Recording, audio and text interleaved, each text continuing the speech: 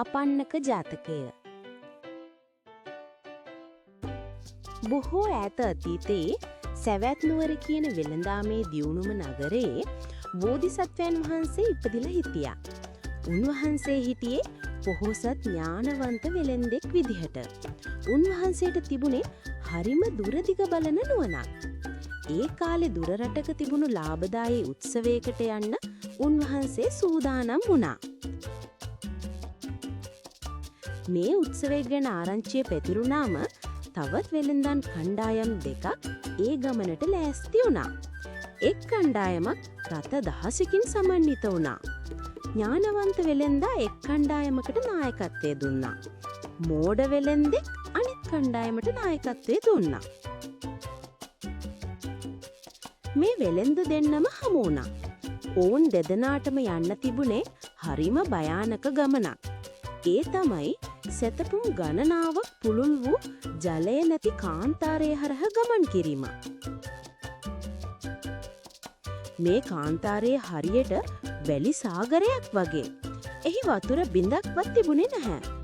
ගස් කොළන් කුරුල්ලෝ එහෙමත් හිටියේ නැහැ.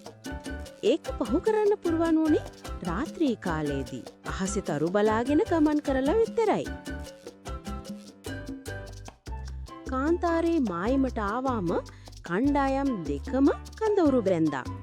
ඔවුන් කරලේ ගෙනියන්න පුළුවන් හැම භාජනයකම පිරිසිදු වතුර පුරවා ගැනීම.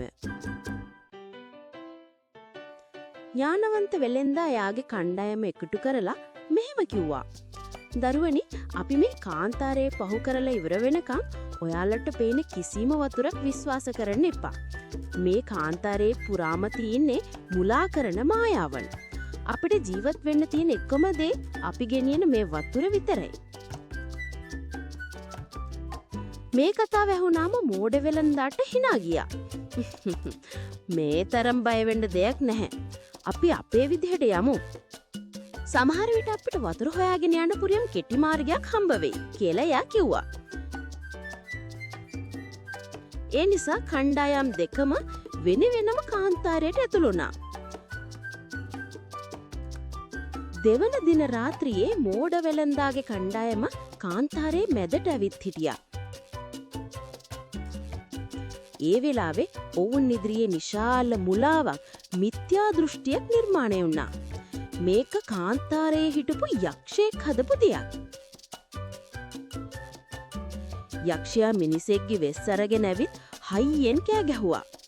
නවතින්න! ඔයාලා යන්නේ කැඩිලා යන්න බරි පාරක. වහාම ආපහු හැරෙන්න! මෝඩ වෙළඳාගේ කණ්ඩායමේ හිටපු මිනිස්සු බර වුණා. අපේ නායකයා වැරදි. අපි ආපහු යන්න ඕනේ කියලා වුන් කෑ ගැහුවා. බය වෙච්ච මෝඩ වෙළඳා කිව්වා, "හරි. අපි වහාම ආපහු හැරෙමු. හොඳ පාරක් හොයාගනිමු." ඒත් එයාගේ කණ්ඩායමේ හිටපු විශ්වාසවන්ත මිනිස්සු කිහිප දෙනෙක් මෙහෙම කිව්වා. "මේක කරන්න එපා. මේක යක්ෂයෙක්ගේ මායාවක් වෙන්න පුළුවන්. ඥානවන්ත වෙළෙන්ද අපිට අනතුරුෙන් ගෙව්වා." මෝඩ වෙළෙන්දා උපදෙස් ඇහුවේ නැහැ. එයා කිව්වා, "මම තමයි මේකේ නායකයා. අපි දැන් ආපහු හැරෙනවා."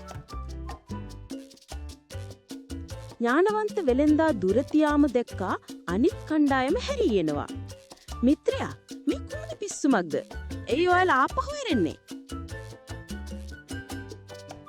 "ඉස්සරහා පාර කැඩිලා. යක්ෂයෙක් අපිට අනතුරුෙන් ගෙව්වා." මෝඩ වෙළෙන්දා පිළිතුරු දුන්නා.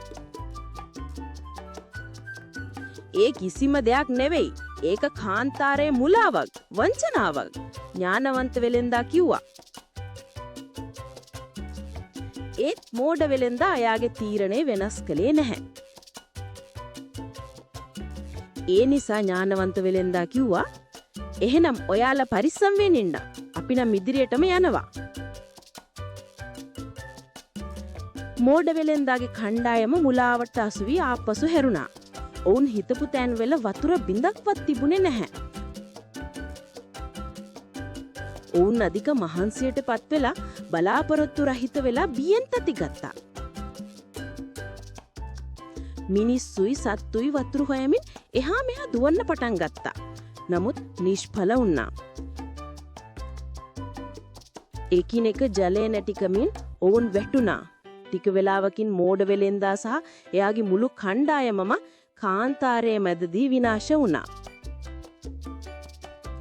ඥානවන්ත වෙලෙන්දාගේ කණ්ඩායම කිසිම බාධකයකින් තොරව කාන්තාරයෙන් එළියට ආවා. ඔවුන් එහිදී සිසිල් වතුර පිරි වැවක් සහ ඒ වටේට හැදුණු කොළ පහටි ගස් දැක්කා. ඔවුන්ට ලොකුම සැනසීමක් දැනුණා. ඥානවන්ත වෙලෙන්දා සාර්ථකව ගමන අවසන් කරලා ලොකු ලාභයක් අරගෙන නැවතත් සවැත් නුවරට පැමිණියා. උන්වහන්සේ Tamanගේ ධනයෙන් දුප්පත් අයට උදව් කරාලගේම කාන්තාරයේදී සිදු වුණු කතාව හැමෝටම හොඳ පාඩමක් විදිහට කියලා දුන්නා. දරුවනේ, මේ කතාවෙන් අපිට වැදගත් දෙයක් ඉගෙන ගන්න පුරුවන්.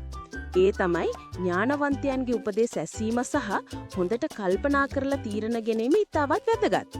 නොදන්න දෙයක ගැන හොඳින් නොසිතා ඉක්මනට තීරණ ගත්තොත් ඒක විශාල අනතුරක් ගෙන එන්න පුළුවන්. ඒ නිසා හැම වෙලේම බුද්ධිමත්ව වැඩ කරන්න ඕන.